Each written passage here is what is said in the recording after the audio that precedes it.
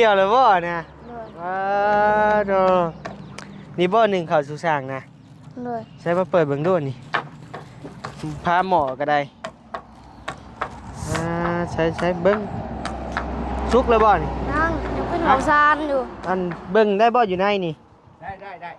ใช้เบิ่งก่อนพี่น้องเอ้ย นั่ง นี่ เฮ้ยเสียวเสียว ผมภายในแล้วก็ได้บ่หนาวบ่คืนนี่หนาวอยู่ เออ บอกลูกดาวอยู่ โดยใครแต่มีกำแพงกั้นแม่นพี่น้องเอ้ยใครแต่มีกำแพง คิวอ่ะ เออหม้อเข้าไผไหมพี่น้องเอ้ย แหละ เออ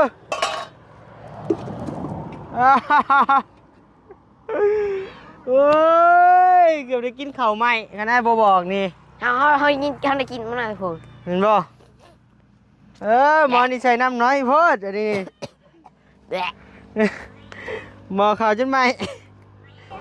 บ่ได้ยังมาผากเด้อได้เอ็มร้อยมื้อนี่ ใจกันใจ โดยโอ้คันใดไรเสื้อผ้ามาครึ่งโอ้ตายยัง น้องเอ้ย ไปนั่งคือลูกชิ้นว่ะ ดังเลยก็สิงอยู่อ่ะ เท้า โดย แล้วชิ้นว่าแล้วชิ้นดังนะเอ็มแฟนโซล่าแล้วก่อนใส่ขาว พี่น้องเห็นเนาะบาดนี้ป้าโทน้องเลยเนาะเปิดคลิปเปิดภาพบัดนี้พี่น้องเลยเนาะมาพบมาพอกับบ่าวนิวอีกเลยเด้อพี่น้องเด้อเนาะมาพบมาพอกันอยู่ที่เฮือนน้องบุญทวีสายฟ้าเด้อพี่น้องเด้อเนาะตอนนี้ก็แนมไปกับขึ้นโค้งขึ้นยังหมดแหละนะพี่น้องเนาะกำลังเฮ็ดโค้งหลังคาพี่น้องเลยกำลังจะพวกตีคานบ่มีไว้ยังวันนี้ก็บ่ฮู้นะพี่น้องเนาะเดี๋ยวขับไปเบิ่งไปชมนำกันพี่น้องเอ้ยเมื่อนี้วันนี้ก็เดินทางมาผู้เดียวเด้อพี่น้องเด้อเนาะเดินทางมาผู้เดียวโดดเดี่ยวเดียวได้พี่น้องเอ้ยเพราะว่าทั้งไอ้ยาวเพิ่นค่าเวียกค่างานพี่น้องเอ้ยเนาะคือว่าได้ข่าวว่าขึ้นสวรรค์ว่าซั่นเนาะวันนี้ก็เลยเดินทางมาผู้เดียวก่อนพี่น้องเอ้ยเนาะมื้อนี้ต่อทางพอสร้างเพิ่นก็ไม่สร้างพี่น้องเอ้ย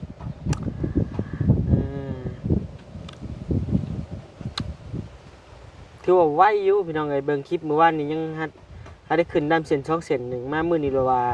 อ้อมเฮือนล่ะพี่น้องเอ้ยเนาะนี่ได้บัดนี้ก็ได้ของมาฝากมาต้อนมันก็เป็นน้ำพี่น้องเอ้ยอันนี้น้องสายฟ้าน้องบุญทวีอันนี้ของสร้างพี่น้องเอ้ยเนาะ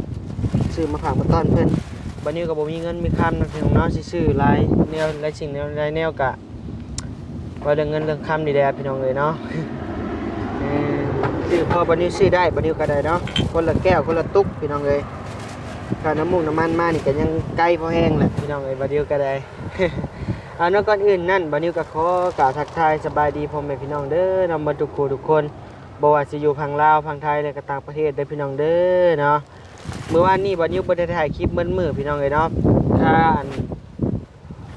อันนั้นผูกแขนล้านน้อยบันนี้ก็ได้เนาะผูกแขนหับควันร้านน้อยอยู่สวรรค์พู้นแหละพี่น้องเอ้ยร้านแท้ๆบ้านนิ้วนี่แหละน้องนี่นะพี่น้องเนาะผูกแขนหับควันเพิ่นเพราะว่าตอนเพิ่นเกิดนะออกไฟออกกำนะตอนกลางพรรษาพี่น้องเอ้ยพอดีออกพรรษาแล้วก็ไปผูกคอต่อแขนเพิ่นนะพี่น้องเนาะหับควันหับยังเพิ่นพี่น้องเอ้ยวันนี้ก็เดินทางมาฮอดพี่กะเป็นเวลา 10 โมงกว่าๆพี่น้องเอ้ยเกือบ 11 โมงเนาะยังบ่ได้กินข้าวเพลนซ้ำบัดนี้ก็ได้ไปนะพี่น้องเนาะว่าระยะกันห่างพี่น้องเลยเข้าไปเบิ่งเพิ่มเติมเนาะทั้งทั้งลุงช้างหรือทั้งพ่อช้างหรือไอ้ช้างเนาะพี่น้องเนาะเฮ็ดฮอดขันได้แล้วพี่น้องเอ้ยเอาเอ็มร้อยไปพาเพิ่นก่อนนะโดยไปลมแห้งๆพี่น้องเอ้ยเนาะลมแห้งกระเดียกกระดอกต่อสิแล้วแหละพี่น้องเอ้ยผู้มุมไกลเด้อพี่น้องเด้อนี่มุมไกลฮอดขันมีแล้วพี่น้องเอ้ยฮอดขันเอาค้างขึ้นนะพี่น้องเนาะเดี๋ยวจักหน่อยกะตีดังบอกหรืออีหยังเนี่ยบัดนี้ก็บ่จืดพี่น้องเอ้ยบ่แม่นบ่จืดดอกบ่เป็นพี่น้องเอ้ยบ่ฮู้จักซับเนาะไปเข้าไปเยี่ยมไปยามน้องบุญทวีสายฟ้าก่อนพี่น้องเอ้ยมื้อนี้ก็ยังบ่มีไผมาบ่เนาะพี่น้องเนาะตามบัดนี้เบิ่งได้พี่น้องเอ้ยคือยังบ่เห็นไผอยู่เนาะ ใครแต่ยามอันหนาวแดดบ่แห้งปานใดเห็นเฮือนหรือซ่านก็ได้พี่น้องเอ้ยแต่ใครเนี่ย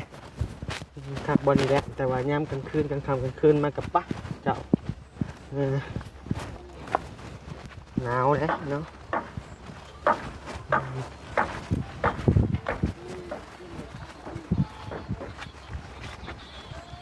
โอ้หนึ่งข่าวแล้วพี่น้องเอ้ยสบายดีเซฟกินได้ไหมน่ะ หนึ่งข่าวจะเว้นแท้ เขาจะสร้างกิน ฮะหนึ่งข่าวสุสานกินใครบอกจะเห็ดเอง ข้าว บอก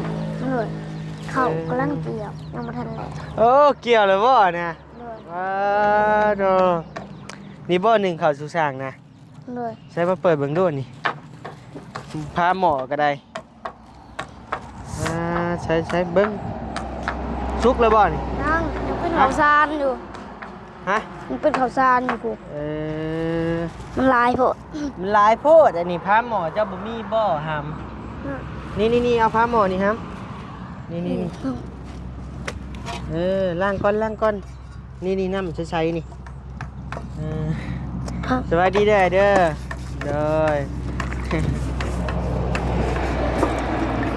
น้องเพิ่นหนึ่งข้าวสุกินบ่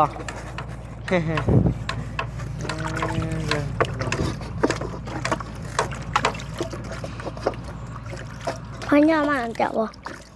หึ พ่อย่ามาน้ำเจ้าดิ บ่ได้มาซ้ ปลม ำได้แล้วเดินมาแล้วพากันกินข้าวเพลนหรือบ่ ยังครับ บุญทวีเด้ กินกระสนข้าวเศร้าวันทวี อยู่ใช้บุญทวีนะ เพิ่นอยู่ใน อยู่ใน เลย บุญทวีเอ้ยนอนบ่ออกมาหาหน่อยกูว่ะ ใน เมื่อยบ่เกี่ยวข้าวบ่ ลงมือเป็นไง จะค้นเกี่ยว 2 คนเฮา เจ้ากับบุญทวีนะ ว่านี่บ่ยาวจะบุญทวีเฮา โดยหมู่ว่าสิมาซอยบ่มาซ้ำ บ่ บ่มาแล้วนะเขาแล้วเลยเนาะเขาก็บ่มาหาเจ้าแหละแนวเด็กน้อย เพิ่ พี่ น น้อง บ่ เลย ฮู้ เพิ่นบ่ฮู้บ่ เลย อืม แม่นบอกเพิ่นคันบอกเพิ่นก็ออกมา คือบ่มัดคือบ่เก็บเมียนซะบัดนี้ ให้มาอื่นนะ อืม บ่ยาวจุคนมา บ่ยาวสิมันให้บ่ เลย อืมแบ่งข้าวให้บ่ยาวกินน้ำเด้อบัดแล้วเด้อ เลย อืม บ่ยาวเฮ็ดซอยต้องแบ่งข้าวให้บ่ยาวกินพร้อมได้จักหาสอบ10สอบ เลย บ่ยาวเฮ็ดซอยเด้ เลย ครับยกเอาน้ำสม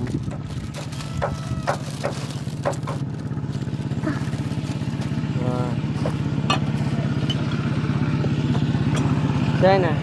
เมื่อยบ่เมื่อยเกี่ยวเข่าบ่มาพี่มาเอานี่สบายดีเด้อเดี๋ยวนั่งลงนั่งโทรศัพท์น้องแตกได้แล้วน้ำสมจะมา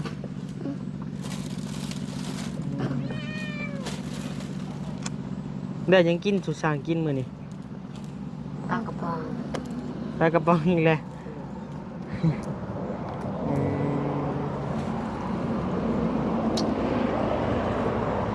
ยังมุ้ยไผมาบ่มื้อนี่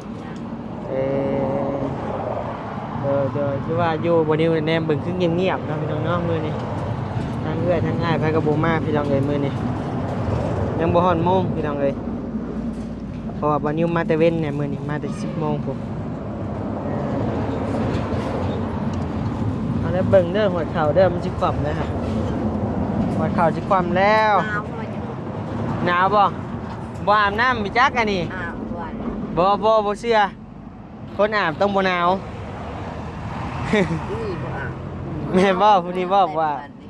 ว่าเป็นบ่นาวปานใดนี่ อืม บริอานี่บ่น่าปานใด อืม งานเฮานี่แม่นาว น้องสายฟ้าตุ้ยขึ้นเนาะจะว่าบ่ ใช้เสื้อผ้าแนมขึ้นมาเบิ่งดูเห็นบอกแก้มอยากเบ้งๆขึ้นได้พี่น้องเลยอืม แต้นตอดว่า เต้นตอดไฟ ก็ต้องหนึ่งเราคือตอดโบยาวคือโบตอด ตอดไฟบัดนี้ ตอดค่ะ ฮะ เกี่ยวเขาพันก็ตอดเลย ตอดเสื้อผ้านี้ตอดใช้เนี่ยเสื้อผ้าเบิ่งดู นี่นะจิ๊กอันนี้ไม่ได้ ใช้เสื้อผ้าเบิ่งดูยังขึ้นมาใช่คือบริบวม ตัวโบยาวให้กันแตกเล่เบิ้ลห้างกูหูออกมา เห็นบ่ เล่นเลย อยู่ในไฮหน้านี่บ่ เลย เอ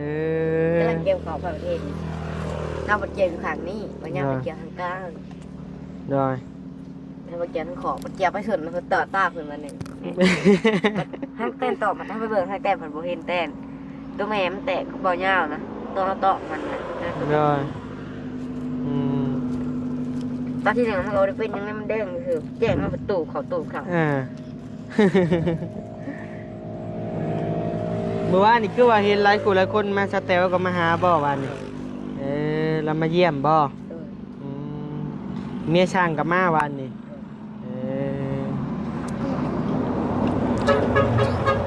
ป้าพายไปเบิ่งทั้งช่างมันเฮ็ดในป้าฮอดใช่เลยป้า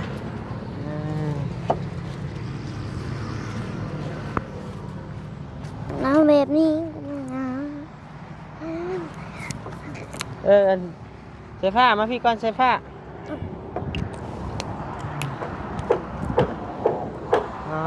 โตพี่น้องเลย ำน้ำแบบ ทั้งพอสร้างเป็นนอนใช้คืนนี่นอนนี่บ่กลางเต็นท์เด็กพี่น้องเลยทั้งพอสร้างเป็นนอนนำกัน2 คนอยู่ในเลย อ๋อคนหนึงนอนอยู่กีตาไพ โอ้ เพื่อนน้องนิ้ว เฮือนน้องอันบุญทวี น้องบุญทวีบ่ โดยบ่เป็นน้องนิ้วสวัสดีเด้อพอสร้างเด้อโดยไวดีเนาะนี่เนาะโอ้คักพี่น้องเลย 2 เมตร อืม 2 เมตรเข้า ใช้อันเบิ่งได้บ่อยู่ในนี่ ได้ ใช้เบิ่งก่อนพี่น้องเอ้ย น้ เดี๋ยว ำเฮ้ยเสียว ผมภายในแล้วก็ได้บ่หนาวบ่คืนนี่ หนาวอยู่ หนาวอยู่ บอกลมหนาวอยู่ โดยใครแต่มีกำแพงกั้นแม่นพี่น้องเอ้ยใครแต่มีกำแพงกั้นไว้หน่อยนึงเนาะ กันบ่ได้กันเพิ่นเอาผ้าให้ใช่โค้ย เนาะ ไผแหละบ่น่าเพิ่นตามชายเอาผ้าให้นี่ผ้า โอ้เพิ่นเอาผ้าห่มให้บ่โอ้ มาต้องคืน ดี คืนหนึงเพิ่นว่าเจ้าดาวอ่ะเพิ่นเอาให้โชว์แรกเจ้ามันสิเอา โดยบุญทวีเอาให้เบิ่งพี่น้องเอ้ยบัดนี้พาพี่น้องขึ้นไปเบิ่งไปชมนำกันมุมสูงนะสิขึ้นได้บ่ล่ะอึ๊บฮะจักแล้วจังหวะตกกระเจ็บ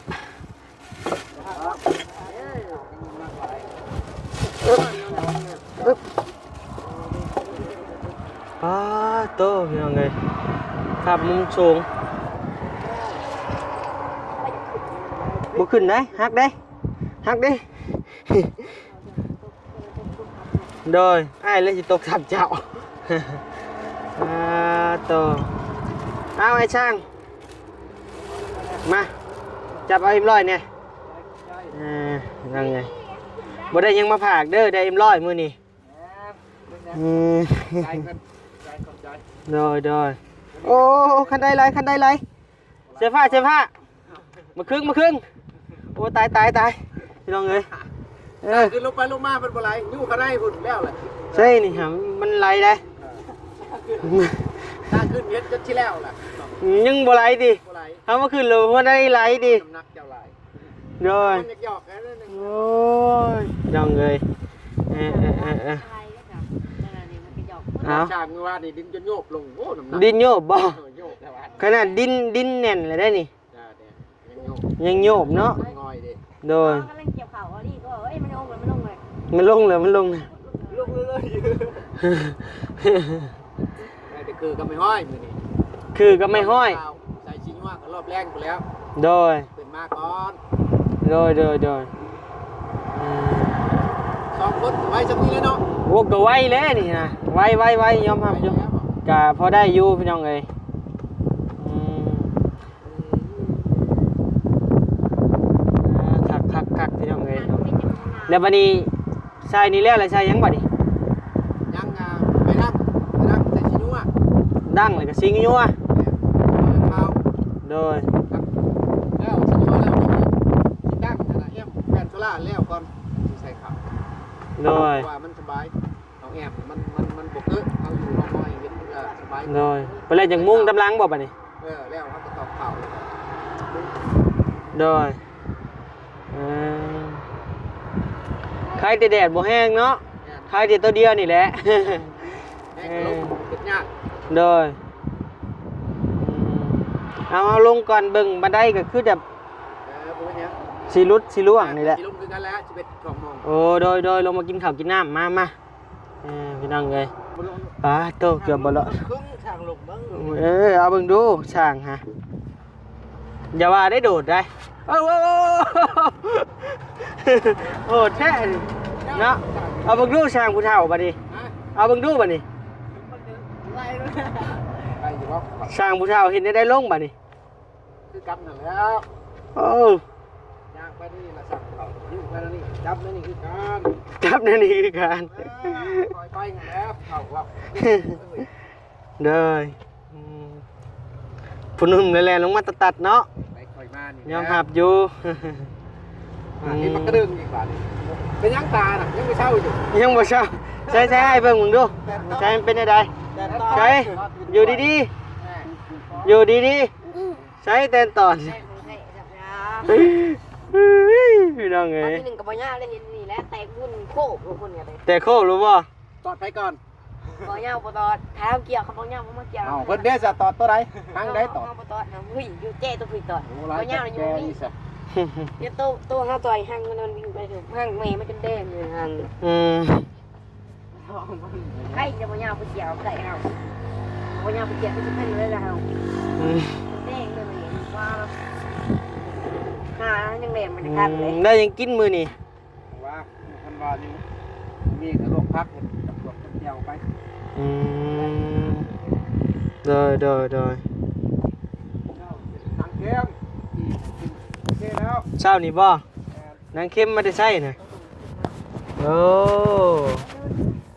ยังบ่ได้นะ โดย ต่างกัน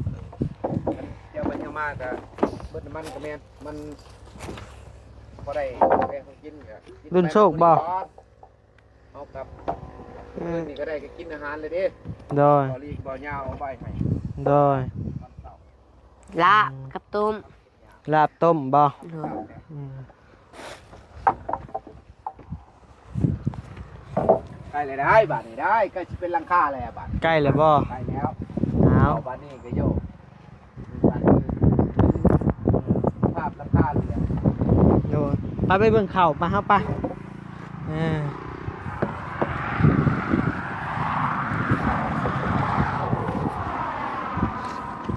เซฟ้ามาพี่ชุกเลยบ่บุญทวีเบิ่งมึงดูนี่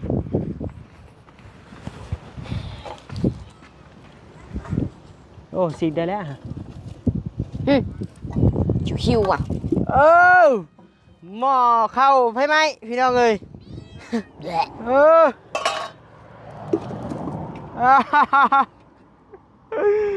โอ้ยเกือบได้กินข้าวไหมกันได้บ่บอกนี่ เฮายินกันได้กินมื้อนั้นพุ่น เห็นบ่หมอนี่ใส่น้ำน้อยโพดอันนี้ แหละ หมอข้าวจนไหมใช่น่ะคิวแห้งลีนี่ใส่สิกไหมข้าวยังเป็นเม็ดอยู่ห่างไหมเว้ยป้าใครจะบ่คืนคนผี คิวอยู่ คิวละหนึ่ง กินได้อยู่ เอาน้ำมาใส่ไหมใช่ปะ เอาน้ำใส่ไหม โอ้ตายเลย หมอหนึ่งตัวใหม่ได้หามบ่เฮ็ดมัน ขวดก็ไม่บ่ฮะ บ่ บ่ เอาทั้งเครื่องมัน ไปเอาหมอหนึ่งใหม่มา ไปเอาได้ไหมผู้ตายเลยนั่นนี่ก็เฮ็ดได้ มาหนึ่ง หมอหนึ่ง หาหยังมารุมหักน้ำควันดัง บ่หนึ่งชื่อมาดิ คือว่าคิว แม่นบ่หนึ่งชื่อมาน่ะ ๆใช่ ตัวนั่นแหละ แม่นแล้วคือว่าคิวๆมาดมแม่นแล้วติใช้ดมมึงดูคิวบ่นี่ คิวอยู่ในหนึ่งว่าจน ใครแต่ไอ้บอกยางมาเบิ่งเนาะ คิวจนเจ็บหัวคิวเฮลีในมันหนึ่งนะ มันมีขี่อันดิ้นขี่ไข่ลายเด้อยู่นี่นะมันเลยคิวแห้ง โดย มันใหม่ ถ้าหนึ่งเขาไม่บ่อยให้หมายหมดหนึ่งเกลือ นี่เป็นหมอตาตูบนี่แหละนี่ใช้น้ำน้อยนี่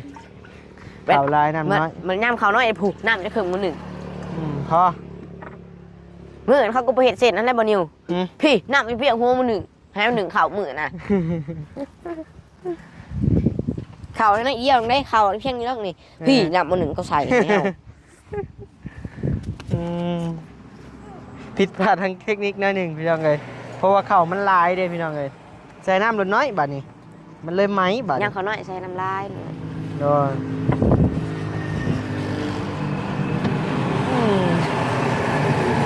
เกือบสร้างบ่ได้กินข้าวเนาะ ตายเห็ดแล้วก็ได้งานเท่านี้มอเตอร์ตูผิดเลยบอนี่